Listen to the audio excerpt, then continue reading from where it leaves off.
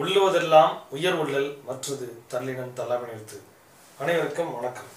இது டாக்டர் கண்ணா study சர்க்கிளோட class number 29. Last கிளாஸில் அந்த கீவேர்ட்ஸை பற்றி பார்த்துட்டு ஒரு உங்களுக்காக சில வார்த்தைகள்லாம் நான் பேசியிருந்தேன், மோட்டிவேட் பண்ணுங்கிறதுக்காக. ஸோ கொஞ்சம் எப்போவுமே நான் நிறைய பேசுகிறாலே கோச்சுக்காதீங்க, என்னோட தேவையில்லாம் பேசுகிறான்ட்டு. ஏன்னா எப்போவுமே நம்மளை அட்வைஸ் பண்ண பிடிக்காது இல்லையா. ஆனால் எனக்கு என்னமோ உங்களுக்கு சொன்னால் இது நல்லாயிருக்கும்னு தோணுச்சு, அதனால் சொன்னேன். இன்றைக்கி நம்ம அடுத்த பாடம் நம்ம பார்ப்போம். நான் ஏற்கனவே சொல்லியிருந்த மாதிரி இந்த பாடம் சிந்து சமவெளி நாகரிகம் 6ஆம் வகுப்பு சமச்சீர் கல்வியில் 2வது பாடம். ஸோ ஒரு லெசனை பார்க்கறதுக்கு முன்னாடி அந்த பாடத்தோட பேர், அது தொடர்பான விஷயங்கள் என்ன நம்மளுக்கு தெரியுது அப்படின்னு பாருங்கன்னு சொல்லியிருந்தேன். சிந்து சமவெளி நாகரிகம் தெரியுது, சமவெளினா என்னது, ஏன் சிந்துன்னு பேர் வச்சாங்க? இங்கிலீஷில் இண்டஸ் வேலி சிவிலைசேஷன் அப்படின்னு சொல்கிறாங்க. ஏன் சிந்துன்னு பேர் வச்சிருக்கலாம்? அப்போ நம்மளுக்கு கற்பனையில் நம்மளுக்கு ஏற்கனவே மனசில் பதிவாக இருந்தால் நிச்சயமாக தெரியலாம், படிச்சிருக்கீங்க, அதனால பதிவாக இருக்கும். சில பேர் ஸ்கூலில் படிச்ச ஞாபகம் இல்லாமல் இருக்கலாம், ஏன்னா மோஸ்ட்லி இது சிந்து சமவெளி நாகரிகம் தெரியாமல் யாரும் இருக்க மாட்டாங்க. ஸோ ஏன் அந்த பேர் வந்துச்சு, எதுக்காக வந்துச்சு, எங்கே இருந்துச்சு, அதனால என்ன யூஸு, அதை எதுக்கு நம்மளாம் கண்டுபிடிச்சோம், அதை கண்டுபிடிச்சனால என்ன பயன், இப்படி பல்வேறு கேள்விகளை கேட்கணும். சின்ன குழந்தைங்களாம் பார்த்தீங்கன்னா வீட்டுக்கு வந்தோடனே யாராவது வந்தாங்கன்னா இவங்க யார், என்ன பண்ணுறாங்க, டாக்டரா அப்படின்னு என்ன, வெட்டினரி டாக்டரா அப்படின்னு என்ன, வெட்டினரி டாக்டர்னா யாருக்கு ஊசி போடுவா, என்னென்ன பண்ணுவாங்க, ஸோ அப்படி அந்த காலேஜ் எங்கே இருக்குது, இந்த மாதிரி சில குழந்தைங்களாம் கேள்வி மேலே கேள்வி கேட்பாங்க. ஆனால் பெற்றோர்கள் என்ன பண்ணுவாங்க, வாயை மூடு, சரி ஏன் அப்படி பேசிக்கிட்டே இருக்கிற அப்படிம்பாங்க. ஆனால் எந்த ஒரு குழந்தையும் கேள்வி கேட்கும் பொழுது அப்படி செய்யக்கூடாது, அதுதான் ரொம்ப முக்கியம். ஆனால் நம்ம வீட்டில் எப்போவுமே கேள்வி கேட்டால் ரொம்ப தொணன்னு பேசுகிறோம்னு நம்ம நினச்சிட்டு எல்லாத்தையும் தட்டி வச்சிடறோம். ஒரு குழந்தை கேள்வி கேட்கும் பொழுது அது தாகத்தில் இருக்கிறது, வேக்கம் அதிகமாக இருக்குது, சொல்லும் பொழுது மிக அழகாக பதிவாகும். தெரியவில்லை என்றால் தெரியலன்னு சொல்லுங்க, ஒரு புக்கை ரெஃபர் பண்ணுங்க, நெட்டில் இருக்க ரெஃபர் பண்ணி சொல்லுங்க, அந்த குழந்தைக்கு நிச்சயமாக பதிவாகும். அந்த குழந்தை மனசில் அது மிகப்பெரிய ஆட்களாக வரும், அது மிகப்பெரிய ஆளாக ஃபியூச்சரில் வரும். சரி, திருப்பி நான் ஸ்டோரி போயிடுவேன். சரி, சிந்து சமவெளி நாகரிகம், அந்த பாடத்தை பேரை மட்டும் பார்த்துவோம். சிந்து சமவெளி நாகரிகம் ஒரு பழங்காலத்து ஒரு பழமையான ஒரு நாகரிகம். அதுக்கு ஈக்குவலாக சொன்னால் மெசபடோமியா, சைனீஸ், அவங்களோட நாகரிகமும் நம்ம சொல்லலாம். ஸோ சிந்துனா என்ன அப்படின்னா பாகிஸ்தான் அதாவது பாகிஸ்தான் இப்போ பாகிஸ்தானாக இருக்கு இல்லையா, அந்த இடத்துல இருந்த ஒரு மாகாணம் தான் சிந்து மாகாணம். அங்கே சிந்து சிந்து ரிவர் இருந்துச்சு. அந்த பகுதியில் அதாவது சிந்து நதி, அந்த சிந்து நதிக்கரையில் வாழ்ந்த ஒரு மக்கள் ஏற்படுத்தப்பட்டதனால் வந்தது தான் சிந்து சமவெளி நாகரிகம் அப்படின்னு சொல்கிறாங்க. இப்போ மெசபடோமியா அப்படின்னா என்னன்னா, மெசபடோமியா என்ன அர்த்தம்னா பெட்வீன் 2 ரிவர்ஸ் அப்படின்னு அர்த்தம், 2 நதிகளுக்கு இடைப்பட்ட அப்படின்னு அர்த்தம். இது ஒரு கிரீக் வார்த்தை மெசபடோமியா அப்படிங்கிறது. இப்போ மெசபடோமியா எங்க இருக்குன்னா வெஸ்டர்ன் ஏசியா, மேற்கு ஏசியா பகுதியில் தான் இருக்குது. இப்போ இருக்கக்கூடிய Iraq, Kuwait, Saudi Arabia, Syria, சில பார்ட்ஸ் இதெல்லாமே சேர்ந்தது மெசபடோமியா நாகரிகம் அப்படின்னு சொல்றாங்க. ஸோ இந்த சிந்து சமவெளி நாகரிகம் எல்லாம் எப்போ இருந்துச்சுன்னா கிமு கிறிஸ்துவ பிறப்பதற்கு முன்பாக 3000 1500 வருடங்கள் இருந்தது. அதான் நம்ம செம்பு காலம் அப்படின்னு பார்த்தோம் இல்லையா, செம்பு காலம் அப்படின்னு பார்த்தோம் இல்லையா, செம்புன்னு ஞாபகம், செம்பு இதெல்லாம் சில டெக்னிக் தான், சின்ன டெக்னிக் தான். 1 2 3. ஸோ 3ங்கிறது நல்லா ஞாபகம் வச்சுக்கோங்க. அப்போ 3000 ஞாபகம் வச்சுக்கோங்க, ஓகேவா. 3000ல் பாதி 1500. நான் சார் ஏதோ கணக்கு மாதிரி சொல்றீங்க அப்படின்னு நினைக்காதீங்க, பட் இது நிறைய இடத்துல ஒர்க் அவுட் ஆகும். இதை பற்றி நான் இம்பார்ட்டன்ட் டேஸ்ல சில விஷயங்கள் சொல்லியிருப்பேன் நான். ஸோ அது மாதிரி செம்பு காலம் அப்படின்னா 3000 வருடம் அப்படிங்கிறது ஞாபகம் இருக்கணும். ஸோ செம்பு காலத்தில் தான் அந்த சிந்து சமவெளி நாகரிகம் அப்படின்னு நம்ம தெரிஞ்சுக்கிறோம், சரிங்களா. இப்போ அந்த மெசபடோமியா சொன்னோம் இல்லையா, அது டைக்ரிஸ் யூப்ரட்டிஸ் ரிவருக்கு இடையில இருக்குது, டைக்ரிஸ் அண்ட் யூப்ரட்டிஸ் ரிவருக்கு இடையில இருக்குது. அதனால தான் பெட்வீன் 2 ரிவர்ஸ் அப்படின்னு சொன்னாங்க, ஓகேவா. ஸோ இப்போ அந்த சிந்து சமவெளி நாகரிகம்னா என்னன்னு பார்த்துட்டோம். அதில் எப்படிலாம் இருந்திருப்பாங்க, அங்கே வீடுகள்லாம் எப்படி இருந்திருக்கும் அப்படின்ற ஒரு கற்பனை நீங்கள் வேக்கம் கிரியேட் பண்ணுங்க, என்ன பண்ணியிருப்பாங்க அப்படின்னு சொல்லிட்டு. அவங்க எந்தெந்த உலகங்கள் தெரிஞ்சிருக்கும், அவங்க என்ன விவசாயம் பண்ணியிருப்பாங்க, இந்த மாதிரியான கேள்விகளை நிறைய மனசில் ஏற்படுத்திக்கணும், ஓகேவா. ஏற்படுத்திக்கிட்டு அந்த மதிப்பீடுன்னு சொல்கிறாங்க இல்லையா, புத்தகத்தோட கடைசியில் சொன்னோம் இல்லையா, அந்த பாடத்தோட கடைசியில் இருக்கக்கூடிய மதிப்பீடு வினாக்கள்லாம் இருக்கு, அதை பாருங்கன்னு ஏற்கனவே சொல்லியிருந்தோம் இல்லையா. அதே மாதிரி தான் ஒவ்வொரு லெசன் நம்ம பார்க்கணுங்க. இதுக்கு டைம் ஆகிற மாதிரி இருக்கும், ஆனால் பொறுமையாக நீங்கள் பார்த்தீங்கன்னா உங்களுக்கு படிப்பின் மீது தீராத காதல் நிச்சயமாக வரும், அதுக்கு நான் கேரண்டி. ஆமாம், சொல்லிட்டேன். இப்போ சரியான விடையை தேர்ந்தெடுக்க அப்படின்னு சொல்லி கொடுத்துருக்குறாங்க. முதல் கேள்வி, சிந்துவெளி நாகரிகம் பற்றி அறிய உதவுவது. அதாவது அதனால சிந்துவெளி நாகரிகம் ஒன்று இருந்துச்சு, அதை எப்படி நம்ம தெரிஞ்சுக்கிறோம் அப்படின்னு கேட்குறாங்க. அதுக்கு ஆப்ஷன் கொடுக்குறாங்க. கல்வெட்டுகள் மூலமா தெரிஞ்சுக்கிறோமா, செப்பு பட்டைகள் மூலமா தெரிஞ்சுக்கிறோமா, அகழ்வாராய்ச்சி சான்றுகள் மூலமா தெரிஞ்சுக்கலாமா அப்படின்னு கேட்குறாங்க. ஸோ ஒரு சிலர் படித்தவங்களுக்கு இது தெரிஞ்சிருக்கும், இல்லை ஏற்கனவே படித்தது மனசில் இருந்துச்சுன்னா அகழ்வாராய்ச்சி அப்படிங்கிறது தெரிஞ்சிருக்கும். ஸோ அகழ்வாராய்ச்சி மூலயமா தான் இந்த சிந்து சமவெளி நாகரிகம் ஒன்று இருந்ததை கண்டுபிடிச்சிருக்காங்க. சிந்து சமவெளி நாகரிகத்தை பற்றி நம்ம தெரிஞ்சுக்கிறதுக்கு பயன்படுறது அகழ்வாராய்ச்சி அப்படின்ற ஆன்சரை நம்ம ஒரு ப்ரீ கன்சீவ் பண்ணிக்கலாம் நம்ம. மொஹஞ்சதாரோ என்பதன் பொருள். இந்த கொஸ்டின் பல முறை கேட்ட கொஸ்டின், ஏற்கனவே கேட்டிருக்காங்க, யூபிஎஸ்சி டிஎம்எஸ்லாம் கேட்டிருக்காங்க மொஹஞ்சதாரோ அப்படின்ற ஒரு வார்த்தை. ஸோ இந்த 6வதுல பார்த்தீங்கன்னா நிறைய பேர் 6வதுலாம் எங்கே படிச்சுட்டு நேராக 8வது 9வது 10வது படிச்சுட்டு போனாங்க, 6வதுலாம் வேஸ்ட்டுங்க அப்படிம்பாங்க. ஆனால் அப்படி இல்லை, இதுலேயும் கொஸ்டின் கேட்பாங்க. ஒரு பாடத்தில் ஒரு கொஸ்டினாக வர மாதிரி இருக்கும். ஸோ இந்த படத்தில் அது மாதிரி சில முக்கியமான தகவல்கள்லாம் இருக்குது, அதனால தான் சொல்கிறேன். இதுக்கு பாருங்களேன், மொஹஞ்சதாரோ என்பதன் பொருள்னு கொடுத்துட்டு ஃபர்ஸ்ட் ஆப்ஷன் என்ன பூங்கா நகரம்னு கொடுத்துருக்காங்க, அடுத்து துறைமுக நகரம்னு கொடுத்துருக்காங்க, அடுத்து இடுகாட்டு மேடு அப்படின்னு கொடுத்துருக்காங்க. எல்லாத்துக்குமே தெரியும் இது இடுகாட்டு மேடு அப்படின்னு சொல்லுவாங்க, மவுண்ட் ஆஃப் டெட் மேன் அப்படின்னு சொல்லுவாங்க.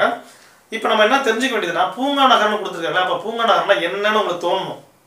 அதுதான் நான் கொஸ்டின் பேப்பர் அனலைஸ் பண்ண சொல்றது. ஒவ்வொரு கொஸ்டினையும் past 5 years question paper analyse பண்றப்போ ஒரு ஆப்ஷன் கொடுத்துருக்கப்ப ஆன்சர் எதுன்னு தெரியும், மீதி ஆன்சர் இல்லாம சில கீஸ் கொடுத்துருப்பாங்க உங்களை கன்ஃபியூஸ் பண்றதுக்கு. அப்போ அது என்னன்னு நம்ம தெரிஞ்சுக்கிறதா ஆசைப்படணும், அந்த வேக்கம் கிரியேட் பண்ணணும். நான் சொல்றது நல்லா புரியுதா உங்களுக்கு என்னன்னு தெரியல எனக்கு. யூ கிரியேட் வேக்கம், ஒரு தாகத்தை ஏற்படுத்துங்க, இதை தெரிஞ்சுக்கணுன்ற ஒரு ஆர்வத்தை ஏற்படுத்துங்கன்னு சொல்றேன். அப்போ பூங்கா நகரம்னா என்னன்னு யோசிக்கணும். பூங்கா நகரம் வந்து பெங்களூர் தானே சொல்றாங்க. இதை தனியாக ஒரு எக்ஸாமில் கேட்பாங்க, ஜிகே மாதிரி கேட்பாங்க. அதை வந்து நம்ம இது மாதிரி நம்ம அறிவை வந்து விரிவுபடுத்திட்டே போகணும். ஒரே இதாக டீப்பாக போகாமல் நம்ம நிறைய விஷயம் தெரிஞ்சுட்டே போகணும். அடுத்து வந்து துறைமுக நகரம். துறைமுக நகரம்னா எதை சொல்லுவாங்க, கொழும்பு சொல்லுவாங்க. கொழும்பு வந்து துறைமுக நகரம். அப்போ இதுக்கு வந்து இடுகாட்டு மேடுங்கிறது தான் ஆன்சராக இருக்க வாய்ப்பு இருக்குன்னு உங்களுக்கு தெரியும். ஓகேவா? அடுத்து லோத்தல் எனும் செம்பு கற்கால துறைமுகம் எனப்படும் இடம் எங்கே இருக்குது அப்படின்றாங்க. அப்போ என்ன இவங்களே சொல்ல வராங்கன்னா, லோத்தல் அப்படிங்கிறது ஒரு துறைமுகம், ஓகேவா, அது கற்காலத்தில் இருந்துச்சு அப்படின்னு சொல்றாங்க. அதாவது செம்பு கற்காலத்தில் இருந்துச்சுன்னா, செம்பு கற்காலம்னா என்ன சொன்னேன், 3000 to 1500. ஸோ 3000 to 1500னா சிந்து சமவெளி நாகரிகம். அந்த டைம்ல லோத்தல் அப்படின்ற துறைமுகம் எங்க இருந்துச்சுன்னு கேட்கறாங்க, எந்த ஊருன்னு கேட்கறாங்க. ஆன்சர் வந்து பஞ்சாப், சிந்து, குஜராத் அப்படின்னு கொடுத்துருக்காங்க. இதுக்கு ஆன்சர் எனக்கு தெரியலன்னு வச்சுக்கோங்களேன். இதை மனசுல பதிஞ்சிடணும். பஞ்சாப், சிந்து, குஜராத் 3 பேருமே 3 ஆப்ஷனுமே உங்க மனசுல பதிஞ்சிருக்கணும். அப்பதான் நீங்க உள்ள போறப்ப அங்க படிக்கிறவங்க ஆட்டோமேட்டிக்கா உங்க மனசுல பதிய ஆரம்பிச்சிடும். ஓகேவா? ஹரப்பா நாகரிகம் என்ன நாகரிகம் கேட்கறாங்க, கிராம நாகரிகமா, நகர நாகரிகமா, மாநகர நாகரிகமான்னு கேட்கறாங்க. இது உங்களுக்கு தெரிய நகர நாகரிகம் அப்படின்னு தெரிஞ்சிருக்கலாம். ஓகேவா? சிந்து வெளி மக்களுக்கு தெரிந்திராத உலகம், இது அருமையான கொஸ்டினுங்க. இந்த கொஸ்டினை நீங்க பார்த்தோன்னா உங்க ஆன்சர் தெரியணும். ஏன் அப்படின்னா சிந்து வெளி நாகரிகம் அப்படிங்கிறது செம்பு காலம் சொன்னோம். இப்பதான் 3000 இருந்து 1000 வரைக்கும் சொன்னோம். அதாவது ஃபர்ஸ்ட் வந்து கற்காலம், கல் தோன்றி மண் தோன்ற காலத்தை முன் தோன்றி மூத்தக்குடின்னு சொல்றோம் இல்லையா. கற்காலத்தை பழைய கற்காலம், புதிய கற்காலம் பிரிக்கிறோம். அப்புறம் செம்பு கற்காலம், அப்புறம் இரும்பு காலம் பிரிக்கிறோம். அப்ப கடைசியா வந்தது என்ன, இரும்பு கற்காலம். அப்ப இடையில வந்தது செம்பு காலம். செம்பு காலத்துக்கு அப்புறம் தான் இரும்பு காலம் வந்திருக்கு. அதனால செம்பு டைம்ல, செம்பு கற்காலம் டைம்ல வந்து இருந்தக்கூடிய மக்களுக்கு, வாழ்ந்த மக்களுக்கு இரும்பை பத்தி தெரிஞ்சிருக்காது அப்படிங்கிறத நம்ம உள்ள போகாம படிக்காமையே பழைய பாடத்தை வச்சு நம்ம கண்டுபிடிக்க முடியும். ஓகேவா? அப்ப இதுக்கான ஆன்சர் என்னவா இருக்கும்னா இரும்பு தான் ஆன்சரா இருக்கும். ஓகேவா? இது நான் சும்மா சொல்றேன், அது உள்ள போய் பார்த்தா தான் தெரியும் நான் ரைட்டா தப்பான்னு தெரியும். அடுத்து ஹரப்பா என்ற சிந்தி மொழி சொல்லின் பொருள். அப்ப ஹரப்பா அப்படின்ற வார்த்தை சிந்தி மொழி சொல்லுன்னு உங்களுக்கு தெரிஞ்சது. அப்ப சிந்தின்னு ஒரு மொழி இருந்திருக்குன்னு அர்த்தம். அப்ப நீங்க என்ன யோசிச்சு, சிந்தின்னு ஒரு மொழி இருக்கு, தமிழ், கன்னடம், மலையாளம், இப்படி இருக்க மாதிரி சிந்தின்னு ஒரு மொழி சொல் இருந்திருக்குது. அந்த சிந்தி மொழி சொல்லோட நிலைமை என்ன, இப்ப சிந்தி மொழி இருக்குதா, எங்க இருக்குது, எவ்வளவு பேர் பேசுறாங்க அப்படின்னு தெரிஞ்சுக்கணும் ஒரு ஆர்வம் வரணும். உடனே சர்ச் பண்ணணும். சில விஷயங்கள் அப்படி தெரிஞ்சுக்கோங்க. எத்தனை லாங்குவேஜ் வந்து இந்தியாவோட அங்கீகரிக்கப்பட்ட மொழிகள் எத்தனை அப்படின்னு கேளுங்க, யோசிங்க. அப்புறம் ரூபாய் நோட்ல எத்தனை மொழிகள் போட்டிருக்காங்க, ஏன் இந்த மொழிகள் மட்டும் போட்டிருக்காங்க, மீதி மொழிகளை ஏன் போடல. இப்போ கிளாசிக்கல் லாங்குவேஜ் இப்படிதான் நம்ம வந்து படிக்கிறப்பயே ஒவ்வொன்றும் தொடர்புபடுத்தியே படிக்கணுங்க. நம்ம சும்மா வந்து நானே இன்ஸ்டியூட் போறேன், டெஸ்ட் எழுதுறேன், இந்த மாதிரிலாம் கதெல்லாம் பேசிட்டு நம்ம வேஸ்டா டைம் வேஸ்ட் பண்ணி இல்லாம நீங்க படிக்கிறப்பயே நீங்க தாராளமா எந்த ஒரு இன்ஸ்டியூட்டும் போகாம நிச்சயமா உங்களால பாஸ் பண்ண முடியும். 100% நான் கேரண்டி கொடுத்துருக்கேன். ஏற்கனவே ரோமன் சைனை பத்தி சொல்லியிருக்கிறேன், அதை போய் பாருங்கன்னு சொல்லியிருக்கேன். ரோமன் சைனை பத்தி படிங்க அப்படின்னு இருக்கேன். அப்புறம் மாதிரி எவ்வளவு பேர்லாம் பண்ணியிருக்கிறாங்க, சாதிச்சிருக்காங்க. நீங்க ஏன் கவலைப்படுறீங்க, நிச்சயமா உங்களால சாதிக்க முடியும், ஒன்றும் கவலைப்படாதீங்க. ஸோ ஹரப்பா என்பது சிந்தி மொழி சொல். ஓகேவா? அப்போ சிந்தின்னு ஒரு மொழி இருக்குது.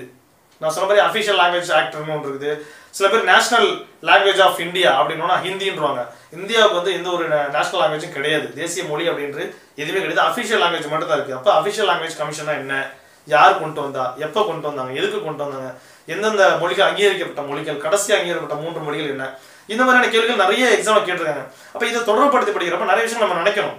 ஓகேவா? அப்படி நினைச்சாதான் மனசு நம்ம பதியும். வேறு வழி இல்லை, நான் ரொம்ப நேரம் பேசி தான் ஆகணும். இந்த கிளாஸ் வந்து ஏதோ இந்த பாடத்தை 2 கிளாஸாவோ இல்லை 3 கிளாஸாக தான் எடுக்க முடியும். கோச்சிக்காம கேளுங்க. ஓகேவா? ஸோ ஹரப்பா என்ற சிந்து மொழி சொல்லோட பொருள் என்னன்னு கேட்கணும்னா, ஃபர்ஸ்ட் ஆப்ஷன் புதையுண்ட நகரம், அடுத்த மலைக்கோட்டை நகரம், அடுத்த நதிகள் இடைப்பட்ட நகரம். ஸோ நதிகள் இடைப்பட்ட நகரம்னா உங்களுக்கு என்ன ஞாபகம் வரணும்னா, மெசபடோமியா ஞாபகம் வரணும். டைக்ரிஸ் யூப்ரட்டிஸ் ரிவரு அப்படி நான் வரணும்.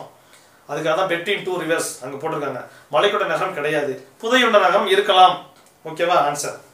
ஸோ அடுத்து டேஸ்ல ஒன்றும் பிரச்சனை இல்லை. ஹரப்பா மக்களோட முக்கிய கடவுள் அதெல்லாம் கேட்க மாட்டாங்க. சிந்துவெளி அகழ்வாராய்ச்சி மேற்கொள்ளப்பட்ட ஆண்டு அப்படின்னு சொன்னோன்னு உங்களுக்கு என்ன இங்கே கிளிக் ஆகணும், ஒழுங்கா கான்சென்ட்ரேஷனோட படிச்சீங்கன்னா முதல் கேள்வி கேட்டாங்களே சிந்துவெளி நாகரிகம் பற்றி அறிய உதவுவது என்னன்னு கேட்டாங்களே, அதில் ஒரு 3 ஆப்ஷன் வந்துச்சு. கல்வெட்டுகள், செப்பப்பட்டைகள், அகழ்வாராய்ச்சி சான்றுகள் வந்துச்சு. இங்கே கேட்டிருக்காங்களே சிந்துவெளி அகழ்வாராய்ச்சி மேற்கொள்ளப்பட்ட ஆண்டுன்னு கேட்டான்.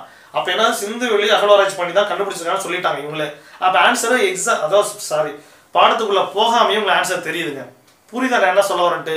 ஒரு கொஸ்டினை எவ்வளவு அழகா நீங்க வந்து வருடி கொடுத்து தட்டி தடவி அழகா அந்த அனலைஸ் பண்றீங்களோ உங்க மனசுல ஆழமா பதியும். நிச்சயமா நீங்க படிக்கக்கூடிய எல்லா விஷயமும் மனசுல உட்காரும். உங்களுக்கு வெற்றி நிச்சயம். தயவுசெய்து நான் மீண்டும் மீண்டும் சொல்றது, என்னடா இவன் லூஸ் மாதிரி பேசணும்னு நினைக்காதீங்க. கொஸ்டின் பேப்பர் அனலைசிஸ் நீங்க பண்ணாம படிச்சீங்கன்னா total waste. Question paper analysis நிறைய பேர் நம்ம நெட்ல எடுத்துக்கிட்டு உடனே 2011 6 கொஸ்டின், 17 8 கொஸ்டின், 5 கொஸ்டின், 20 கொஸ்டின் பார்த்துட்டு இருக்காங்க. வேஸ்ட்டுங்க. நீங்க எழுதுங்க.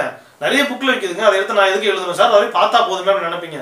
தயவு செய்து எழுதுங்கள். உங்க மனசுல மேல மைண்டுக்கு போயிட்டு அதுக்கப்புறம் உங்க ஃபிங்கர் வழியா வந்து எழுதணும். ஒவ்வொன்றையும் நல்லா எழுதணும். பேசி பேசி யோசிச்சு எழுதணும். 100% 200% கான்சன்ட்ரேஷன் எழுதுங்க. நிச்சயமா உங்களுக்கு வந்து வெற்றி நிச்சயம். அடுத்து வந்து சிந்துவெளி மக்கள் பயன்படுத்திய எழுத்து முறை கேட்டிருக்காங்க. இது வந்து கேட்கறதுக்கு வாய்ப்புகள் இருக்குன்னு வச்சுக்கோங்களேன். அடுத்து பொறுத்து கேட்டதான் பெருங்குளம் அகழ்வாராய்ச்சி, சக்கரம், டெரகோட்டா, பஞ்சாப் அப்படின்ட்டு இருக்காங்க. மண்பாண்டம், சுடு மண்பாண்டம், ராவி, மொஹஞ்சதாரோ 1921 அப்படின்னு சொல்லியிருக்காங்க. ஸோ இது உங்களுக்கு உள்ள போனவே தெரிஞ்சிடும். இதோட பேரெல்லாம் நம்ம மனுஷன் ராவி அப்படின்னு ஒன்று கொடுத்துருக்காங்க. என்ன சுடு மண்பாண்டம் தெரிஞ்சிடும். மொஹஞ்சதாரோ கொடுத்துருக்காங்க. அடுத்து ஹரப்பா மக்களோட தொழில்களை பட்டியல் இருக்கு. என்னென்ன தொழில்கள் பண்ணியிருக்காங்க. அப்போ ஏதோ சம்திங் தொழில்கள் பண்ணியிருக்காங்க அர்த்தம். பட் என்னென்ன தொழில் நமக்கு தெரியாது. பெருங்குளத்தோட சிறப்புகளை கொடுங்க. அப்போ பெருங்குளம்னா சம்திங் ஏதோ இருக்குது, அது சிறப்புகள்லாம் சில விஷயங்கள் இருக்குது, என்னன்னு தெரிஞ்சுக்கணும். ஏன் இந்த சிந்து சமவெளி நாகரிகம் அழிந்து போச்சு அப்படின்னு ஒரு கேள்வி கேட்டிருக்காங்க. அதை நம்ம வந்து தெரிஞ்சுக்கணும். அடுத்தது நான் போன கிளாஸில் சொன்ன மாதிரி ஏன் நாகரிகங்கள் ஏன் ஆற்றங்கரைகளை தோன்றின அப்படின்னு போன தடவை நம்ம பேசிட்டு இருந்தோம் இல்லையா, அதான் கேட்டிருக்காங்க. சரிங்களா. இப்போ நான் கொஸ்டின் பேப்பர் பார்த்துட்டேங்க. ஸோ இந்த கொஸ்டின் பேப்பர் பார்த்தோன்னே என்ன நம்மளுக்கு நிறைய ஐடியாஸ் கிடைக்குதா. ஸோ இதை தான் வந்து நம்ம உள்ளே போயிட்டு அந்த பாடத்தில் படிக்க போகிறோம். சரிங்களா. ஸோ எப்போவுமே இந்த பின்னாடி இருக்க கொஷின்ஸை படிச்சுட்டு உள்ளே போய் படிக்கிறப்ப அந்த வேக்கம் கிரியேட் ஆகும், அதில் போய் ஃபில் ஆகும். ஸோ திருப்பி சொல்ல நினைக்காதீங்க. இது நிச்சயமாக உங்களுக்கு பயனுள்ளதாக இருக்கும். இதே மாதிரி படிங்க. நான் அடுத்த வீடியோவில் அந்த லெசனை பற்றி நான் சொல்லிவிட்டு அதுக்கப்புறம் கீவேர்ட் சொல்கிறேன். என்னால் முடிஞ்ச வரைக்கும் எனக்கு என்னென்னலாம் உங்களை டீச் பண்ண முடியுன்ற நம்பிக்கை இருக்குதோ அந்த லெசன் எல்லாமே நான் உங்களுக்கு கிளாஸாக எடுப்பேன். தயவுசெய்து நீங்கள் வந்து நல்லா படிங்க, கான்ஃபிடென்ட்டாக படிங்க, அவசரப்பட்டு படிக்காதீங்க, பொறுமையாக படிங்க. ஒரு 4 மாதத்துக்குள்ளே உங்களை எல்லா பாடத்தையும் முடிக்க வைக்க என்னால் முடியும்.